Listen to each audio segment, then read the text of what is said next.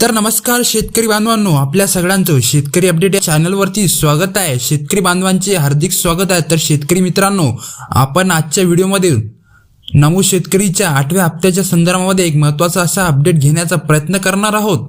नमो शेतकरीच्या 8व्या हप्त्याची तारीख मी तुम्हाला या व्हिडिओच्या माध्यमातून सांगणार आहे। याचबरोबर नमो शेतकरीचा 8वा हप्ता कोणकोणत्या शेतकऱ्यांच्या खात्यामध्ये जमा होणार आहे याची सुद्धा माहिती मी तुम्हाला सांगणार आहे। नमो शेतकरीचा 8वा हप्ता शेतकऱ्यांच्या बँक खात्यामध्ये जमा होण्याकरता शेतकऱ्यांना लगेचच काहीतरी नवीन कामे करायला सरकारने सांगितली आहे। ती कामे कोणती करायची या संदर्भामध्ये मी तुम्हाला सगळी डिटेलमध्ये माहिती सांगणार आहे। तर व्हिडिओ तुम्ही शेवटपर्यंत नक्की बघा। मी तुम्हाला या व्हिडिओच्या माध्यमातून सांगण्याचा तो प्रयत्न करणार आहे।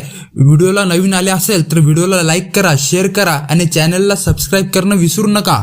तर मित्रांनो, चला तर व्हिडिओला सुरुवात करूया। तर मित्रांनो, राज्य सरकारच्या माध्यमातून एक सुरू केलेली महत्त्वाकांक्षी योजना म्हणजे नमो शेतकरी योजना। नमो शेतकरी योजनेचे आतापर्यंतचे 7 हप्ते शेतकऱ्यांच्या खात्यामध्ये जमा झालेले आहे। नमो शेतकरीच्या 8व्या हप्त्याच्या वाटपाच्या प्रतीक्षेमध्ये राज्यातील शेतकरी आहेत। याचबरोबर सगळ्यात पहिला अपडेट म्हणजे शेतकऱ्यांसाठी हे आहे की नमो शेतकरीच्या 8व्या हप्त्यासाठी राज्य सरकारने तब्बल 6 लाख शेतकरी बाद केलेले आहेत। त्या 6 लाख शेतकऱ्यांमध्ये नमो शेतकरीचा 8वा हप्ता येणार नाही।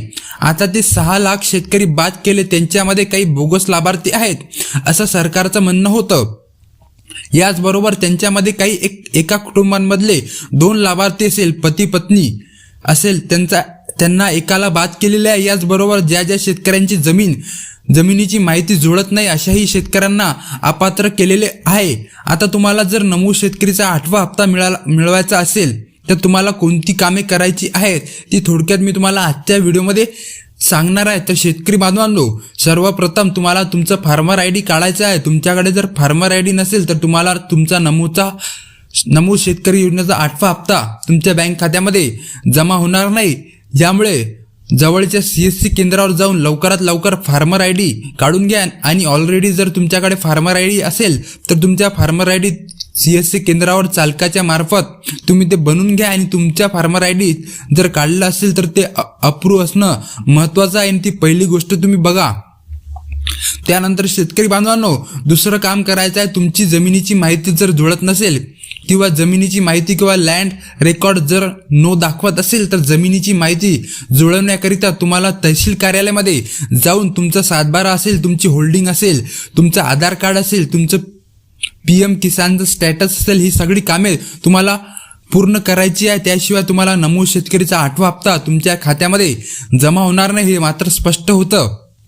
याचबरोबर मित्रांनो, तिसरं काम म्हणजे तुमचं लँड सीडिंगच्या नंतर आधार सीडिंग। आधारला तुमच्या आधार कार्डला बँक खातं लिंक असणं महत्त्वाचं आहे। तुमच्या आधारला जर बँक खातं लिंक नसेल तर तुम्हाला नमो शेतकरीचा 8वा हप्ता येणार नाही। त्यामुळे तुम्हाला ते काम करणं खूपच महत्त्वाचं आणि गरजेचं सुद्धा आहे। तर मित्रांनो, हे तिसरं काम आहे। आता तुम्हाला चौथं काम कोणकोणतं करायचं आहे हे मी तुम्हाला सांगणार आहे। आता चौथं काम तुम्हाला करायचं आहे, तुमच्या जवळपासचे 3 कामे खूप महत्त्वाची आहे। तुम्हाला चौथं काम करायचं आहे, KYC करायची आहे। PM किसानची तुम्ही जर अद्यापही PM किसानची KYC केली नसेल तर लवकरात लवकर PM किसानची KYC करून घ्या।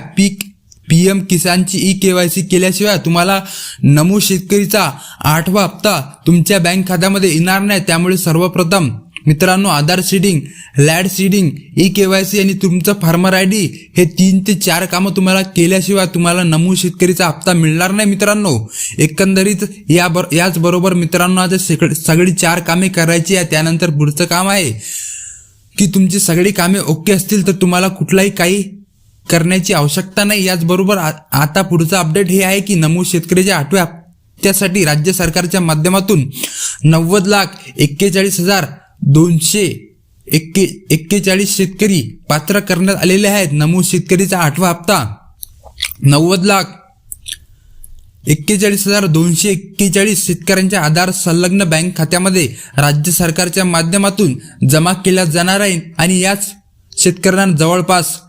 1,850 कोटी रुपयांचा निधी नमो शेतकरीच्या 8व्या हप्त्यासाठी शेतकऱ्यांच्या खात्यामध्ये जमा होणार आहे। त्यामुळे शेतकरी बांधवांसाठी अत्यंत आनंदाची बातमी सरकारच्या माध्यमातून देण्यात आलेली आहे. आपण जर पाहायला गेलं तर मागचा नमो शेतकरीचा 7वा हप्ता जवळपास 93 लाख शेतकऱ्यांच्या खात्यामध्ये जमा झाला होता. मागची PM किसानचा सुद्धा 21वा हप्ता 93 लाख शेतकऱ्यांच्या खात्यामध्ये जमा झाला होता. किंवा अगोदरचे सगळे जे नमोचे शेतकरीचे हप्ते होते ते जवळपास 93 लाख 96 लाख शेतकऱ्यांच्या खात्यामध्ये जमा झाले होते.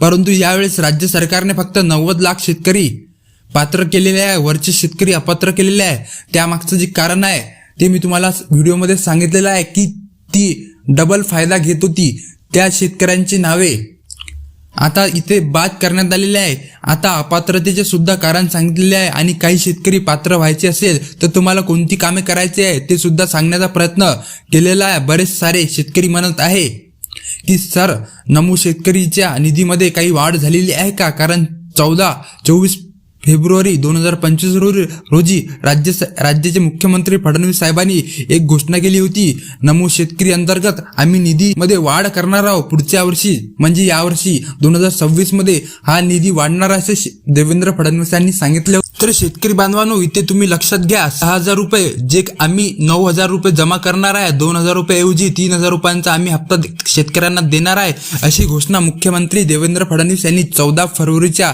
भाषणामध्ये केली होती. मग निधीमध्ये काही वाढ झाली का? मागच्या हिवाळी अधिवेशन झालं. या हिवाळी अधिवेशनामध्ये मंत्रिमंडळाच्या बैठकीमध्ये सरकारने काय निर्णय घेतला असं शेतकरी प्रश्न विचारत आहे. शेतकऱ्यांना सांगू इच्छितो की राज्य सरकारने मागच्या हिवाळी अधिवेशनामध्ये जे 7 दिवसाचा झाला होता त्या हिवाळी अधिवेशनामध्ये कुठलाही नमो शेतकरीचा निधी वाढीबाबत सरकारने कुठलाही निर्णय घेतलेला नाही. त्याचबरोबर मागच्या मंत्रिमंडळ बैठकीमध्ये सरकारने याबाबत कुठलाही निर्णय घेतलेला नाही. त्यामुळे शेतकरी संभ्रमात आहे की निधी वाढ झाली की नाही. मग कुठेही निधी वाढ झाली नाही. नमो शेतकरीचा हप्ता वाढून येणार नाही. नमो शेतकरीचा जो 8वा हप्ता आहे तो फक्त 2,000च राहणार आहे, बँक खात्यामध्ये जमा होणार आहे. हे सुद्धा शेतकरी बांधवांना माहिती असावे. तर शेतकरी बांधवांनो, पुढील काही शेतकरी प्रश्न विचारत होते, कमेंट करत होते की सर नमो शेतकरीच्या 8व्या हप्त्यासाठी आता कालावधी डिसेंबरमध्येच येणार होता, मग आता जानेवारी महिना बी सुरू होऊन 1 आठवडा झालेला आहे. नमो शेतकरीचा 8वा हप्ता आमच्या खात्यामध्ये अद्यापही आलेला नाही. मग आता नमो शेतकरीचा 8वा आणि 9वा हप्ता म्हणजेच 8वा आणि 9वा हप्ता हे 2 एकत्र येणार का? याच्यामध्ये स्पष्टपणे मी शेतकरी बांधवांना सांगू इच्छितो की नमो शेतकरीचा 8वा आणि 9वा हप्ता येण्याची शक्यता आहे, परंतु 8वा हप्ता तर 100% कन्फर्म येणारच.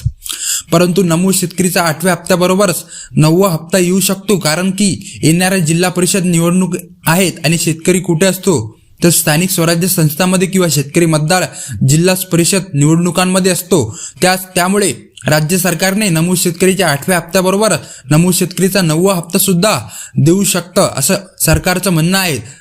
नमो शेतकरीच्या 8व्या हप्त्याची कालावधी संपलेला आहे, त्यामुळे नमो शेतकरीचा 8वा हप्ता तर कन्फर्म येणारच, परंतु 9व्या हप्त्याचा कालावधी जानेवारीमध्ये सुरू झालेला आहे.